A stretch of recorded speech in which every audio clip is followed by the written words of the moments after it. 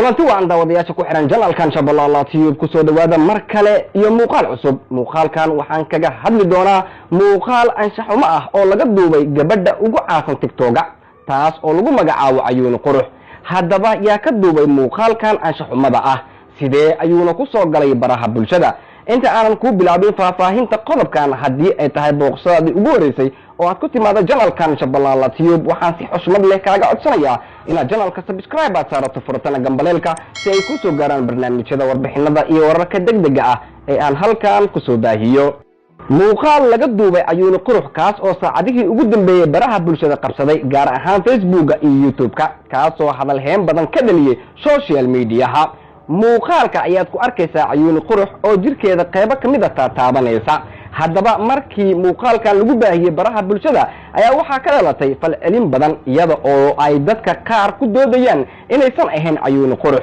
haddaba haddii aynu nahay bahda Shabeellaha TV waxaanu sameynay baaritaano aad u dheer tooskana waxaan u qaadanay inaan soo ogaano sida ay wax u jiraan. ugu dambeyn waxaan warar hoose ku helnay in muuqaalka uu yahay Ayuun Qurux.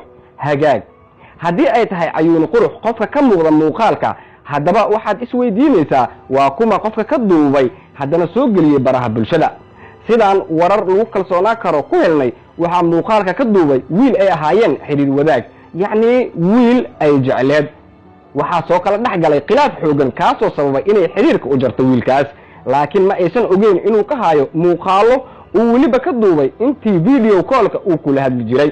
sanadihii ugu dambeeyay waxaa caadi iska naqatay in dhalinyarada xiriir wadaagga ah ay ku hadlaan video call aan imaamadneen taas oo falcelinta ka dhalata ay noqoto sidaan iyo si ka xun.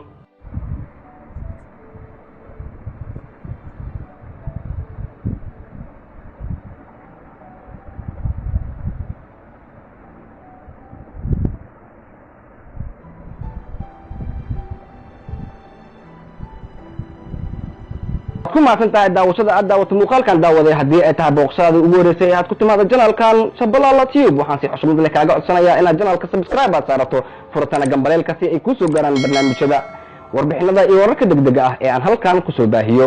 mahadsanid.